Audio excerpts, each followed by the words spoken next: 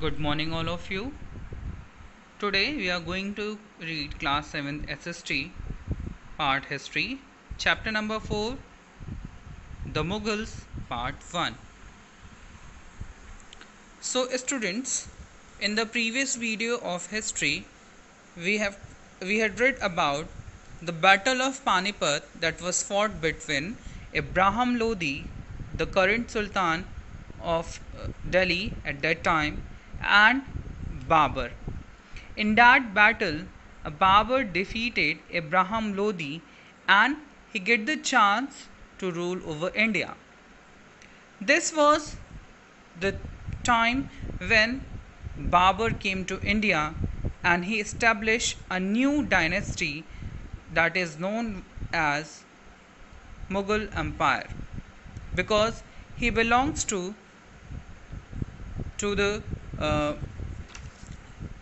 some of Mongol dynasty and the Tamurin dynasty because from paternal side he was the Tamur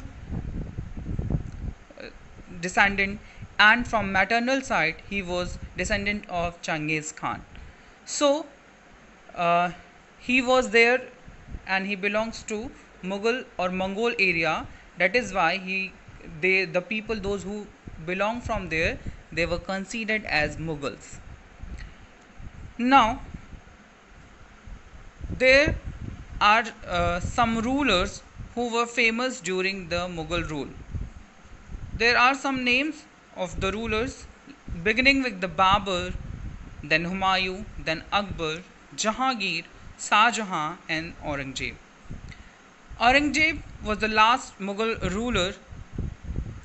Mughal ruler of the Mughal Empire, because after Aurangzeb there were no ruler who controlled the whole India by their strength.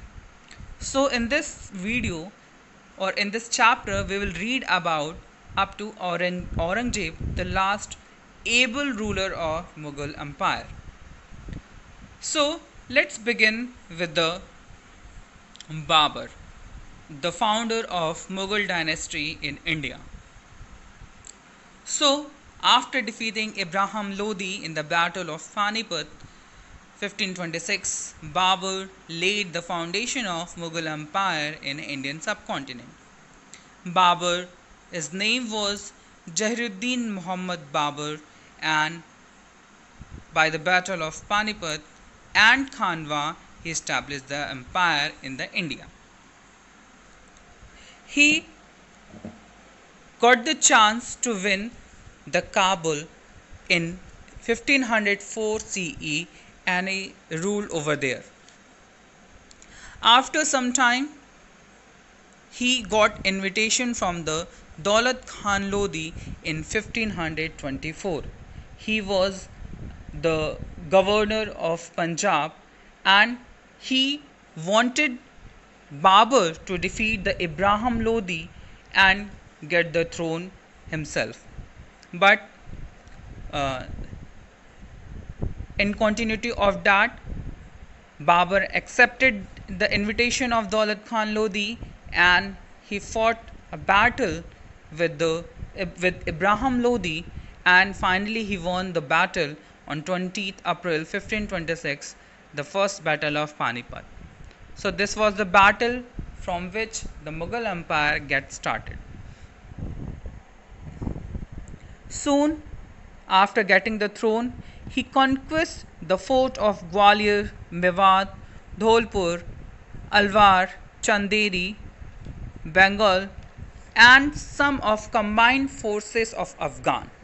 So he ruled over them and asked and made them to obey, or to make them forcefully to accept his overlordship.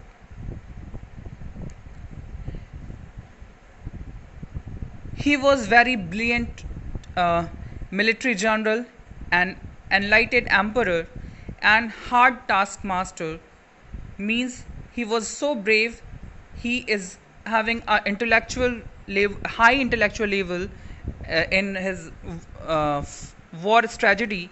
He was an enlightened emperor, means he have the knowledge of everything. He is very educated and knowledgeable person basically, and he is hard taskmaster, means he accept the hard opportunities to fulfill them. He was so disciplined, fond person, and a man of letters. Means that he was a good writer. He can write. He writes so many things in his autobiography, that is Tujhke Babri or Babarnama. He wrote this Tujhke Babri in Turkish language, and it was also considered as a world best literature or classic literature. In the book, the autobiography, he wrote and described the flora and fauna of India in great detail, and he was also credited to make the gunpowder popular at that time, and he was died in 1530, and after his death, his son Humayun was there. He sat on the throne in 1530.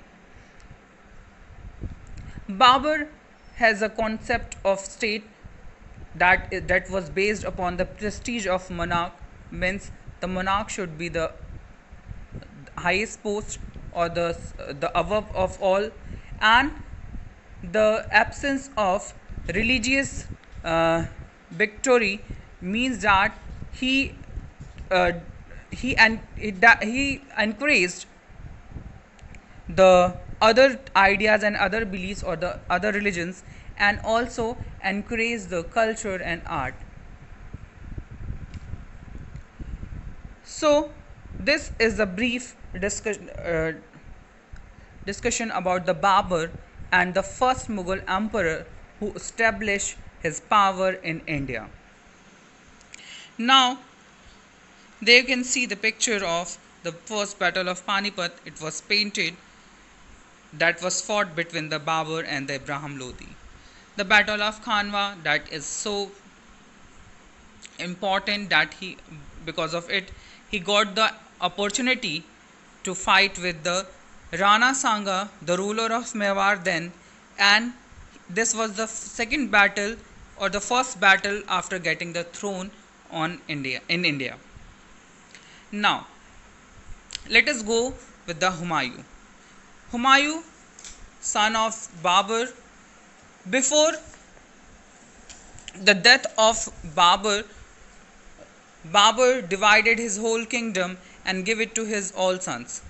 He had the four main contestants, those who contest for the throne, that was Kamran, Askari and Hindal and Humayun. So Babur divided his kingdom and gave it to his son. Kamran got the Kabul and Kandahar, Askari got Sambal, Hindal got Alwar and Mewar. And the main throne, that is the whole kingdom, is transferred to the Humayun, and Humayun ascended the throne in year 1530. Humayun, his rule was full of hurdle because he has faced a lot of problems, because one of his own brother Kamran, he was not satisfied what he get territory that from his father. He wanted the throne, and continuously he opposed Humayun, and the reason of Humayun is between 1530 to 1540. The approximately 10 years reign of Humayun was full of problems. His own brother, as well as the Afghan leaders Sher Shah Suri, and as well as the ruler of Gujarat, then Bahadur Shah, they always put their eyes on the Mughal throne. They wanted to capture the Mughal throne because they both are aware that the Humayun was, though he was great, but he was unable to control the whole empire. So this gives the chance to the Bahadur Shah, and Sher Shah Suri to took control over the Delhi to took control over the Mughal Empire. Initially, when Humayun started ruling, he gets succeed to stop them. But soon Bahadur Shah get Gujarat and Malwa. This was the time when the Humayun captured the Gujarat and Malwa, but soon after, having not appropriate capture on Gujarat and Malwa, the Gujarat and Malwa it was returned back to the Bahadur Shah. And this shows that the Humayun was not capable to hold his empire. And this led to Sher Shah to capture on the Mughal empire or on the Delhi.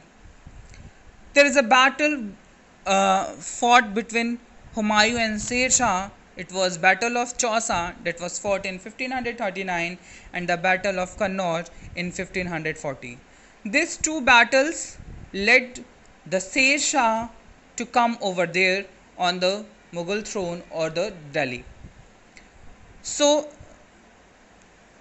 the Battle of Chausa and Kannauj led Humayun to flee to Kabul, and from Kabul he went to Persia, where he took the shelter under the Safavid Shah Tahmash. He was the ruler of Persia. There he took the shelter, and there his son Akbar was born. We'll discuss in the next slide. So this was the whole time where the Humayun was trying to escape and save himself from Sher Shah and other Afghan rulers, those who wanted to attack or those who wanted to kill the Humayun. The year was 1555. Again, Humayun get the chance to get the throne of Delhi, because the successor of Sher Shah were so weak, and this gave the chance him to get his throne back. So how the Humayun came back in 1555, we will see in the next slide. Because he left in 1540 and he came back again in 1555, we'll see how. There is a great ruler after Humayun who ascended the throne of Delhi. His name was Sher Shah Suri, and he also known as Farid Khan or Sher Khan. Why he is given as the name of Sher Khan? The story was behind that he killed a lion bare hand while fighting with the lion. So that's why he was titled as Sher Khan, and after that he becomes Sher Shah. So Sher Shah was the son of Afghan Jagirdar in Sasaram. There his father was Jagirdar and he was born in Sasaram, Bihar. After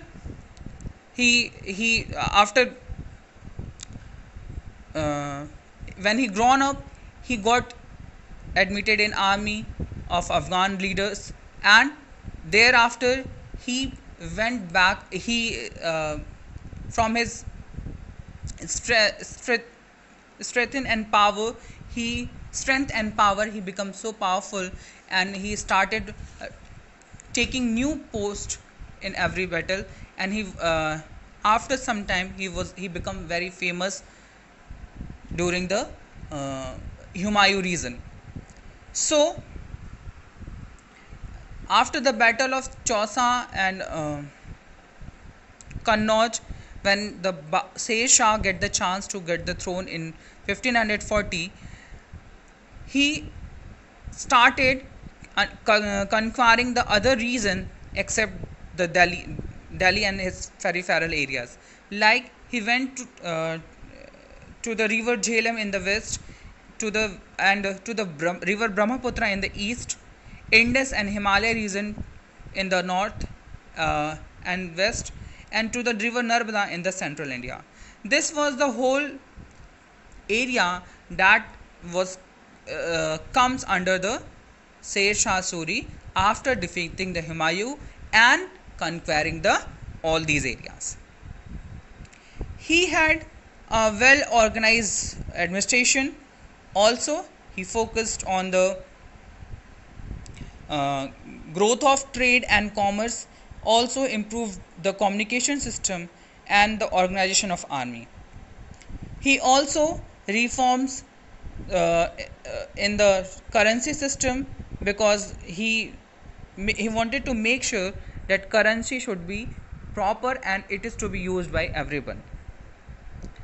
And he also built an excellent road of network. So there are some roads that is built by him. It is Grand Trunk Road.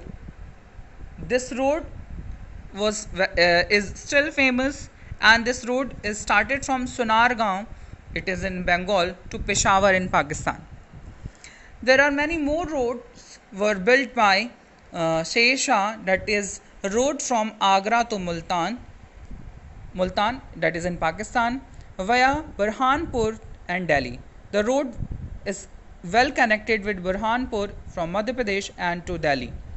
Also, the third road that he construct, that is Multan to Lahore, both it is in Pakistan, and a road from Mandu from Madhya Pradesh to Agra. So these roads were constructed by the Sher Shah Suri, though he was there only for the 5 to 6 years. His rule was very short, but he done a lot of things. He constructed these four the major roads during his reign, and roads were not the simple roads. They were lined with the trees, means every roads had a trees for the shade. The roads have the wells to fetch the water, and rest houses, sarais, means those who are travelers, they can take rest side by side. These roads were known as the arteries of the empire. Arteries, the veins basically, because they help to run the whole country, whole empire, because these roads are helped as a trade purposes, and trade led to trade provide the sufficient amount of revenue to the kingdom to run that country. Administration under the Sher Shah was very good, because he did not divide it into provinces. He divided the whole kingdom into 47 divisions called Sarkar, and Sarkar was subdivided into Pargana. So for the administrative purpose, he divided his whole empire into 14 divisions, and it was known as Sarkar, and Sarkar was subdivided into Parganas. He had appointed important official on the Sarkar level, that is Sikdaran.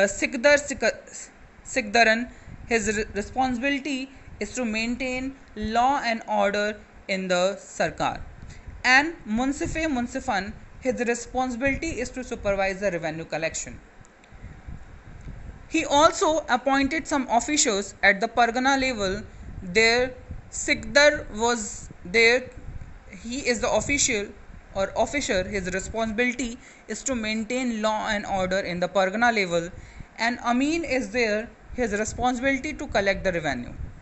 And Munsif is there. His responsibility to look after the judicial matter in the Pargana level. So this is the administrative system where he used to put these officials, and the division of the state or empire, it helped him to rule very efficiently. He had also four main central department in his dynasty. It was Diwane Wizarat, the first department what he created, that was Diwane Wizarat, and the work of Diwane Wizarat is to look after the financial matter, like collecting taxes, maintaining records, and the another was Another department was Diwane Arj.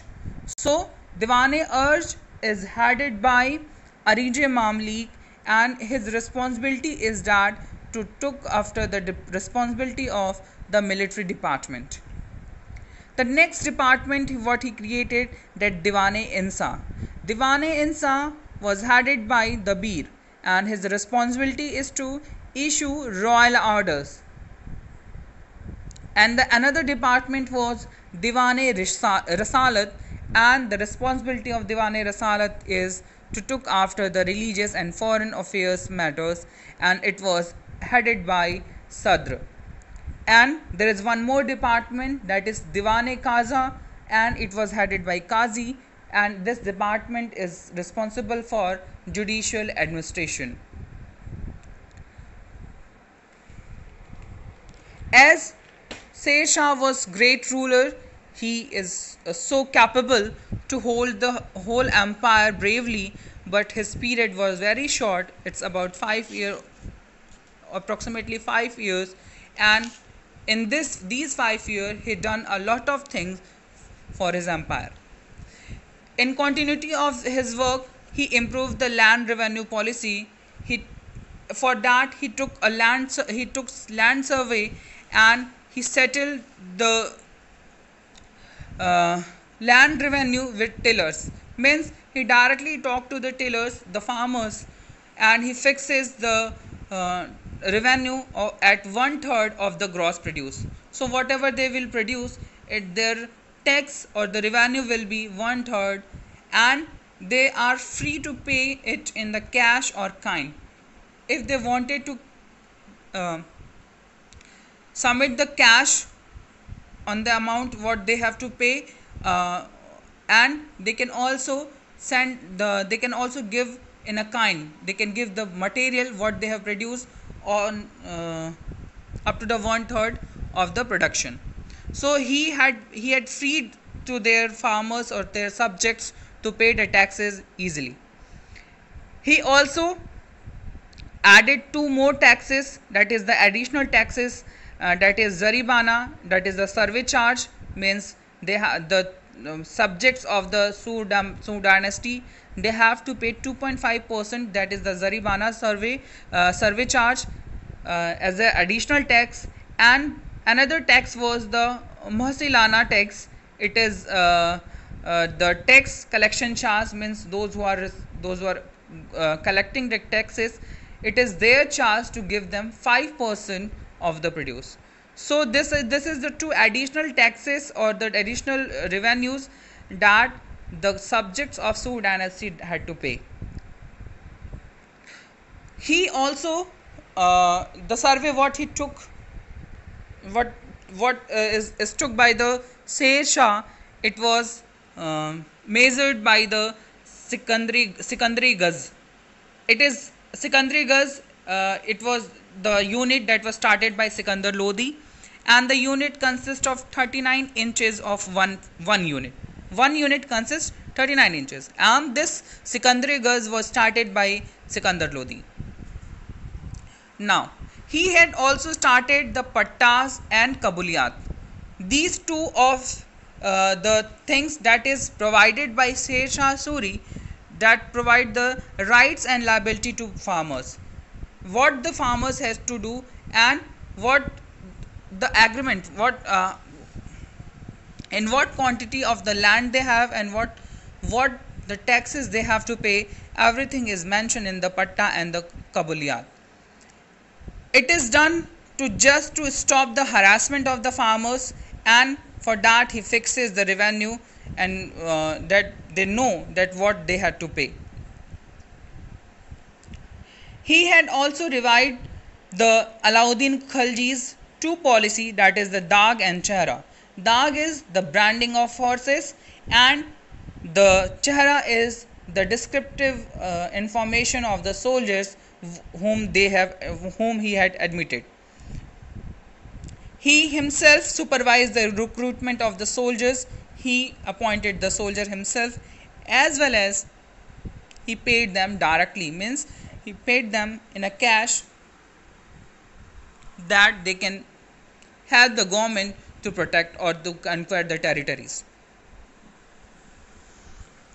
He introduced the regular postal service and he fixed the standard weight and measures. So this was done by the Sher Shah Suri, and he did it because he wanted to make his subjects to be comfortable and help him for the ruling. So for this purpose he standardized the weight and measures to make the trade policy and the market policy work well. His reason, he also issued different coins. The coins during his rule was issued, it was gold coin, and gold coin was known as mohar, and he also issued the silver coin. That silver coin is known as rupiah, and the copper coin is known as dam. This rupiah, the silver coin, what probably it was used by the Sher Shah, that is the rupiah word that we are using in our Indian currency.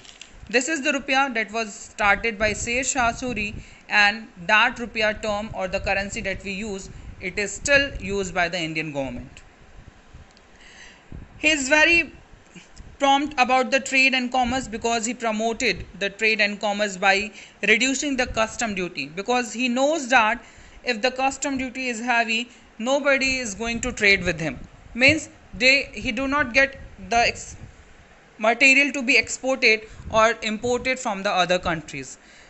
So for this purpose, Sher Shah Suri reduces the custom duty, and for that he encourages the trade. The people can anyone can come to his empire and trade with them, and the trade will benefit the empire as well as the common people, those who are indulged in the trading works.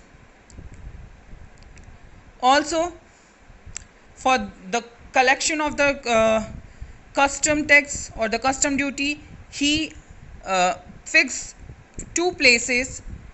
One place is Sikari Gali at the border of Bihar and Bengal, where the goods that is imported from the Bengal and outside of the Bengal areas, that those products were customed by the Sikri Gali place, and the goods which were imported from the West and the Central Asia, that goods were customed at the Indus. So this is the two place, the Sikri Gali and the Indus. These are the two places where the customs were imposed. Means from that place only the products will come to the Mughal Empire, the Delhi, basically the Sur Empire. Otherwise, because they have to pay the tax, the custom at those two places. Sher Shah Suri built his own mausoleum at Sasaram, and after his death he was buried over there. He also put some of the work in old fort that is present in Delhi, that is Purana Kila, and he added some of structure in it. So this was the whole period, the whole work that is done by the Sher Shah Suri, and he was died in 1545. He was there for only 5 years, but after him there were no good ruler that the ruler can rule the Delhi. But because they were so weak, and this gave the chance to Humayun, and Humayun was there.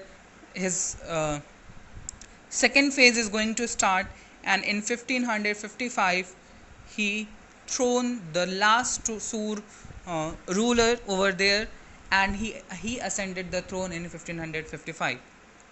There he was for 1 year only, from 1555 to 15.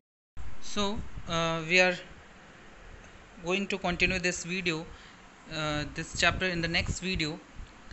The homework is that you have to find out the 4 central department, what it was started by Sher Shah Suri, that you have to write in your copy. That is for all. Thank you, students.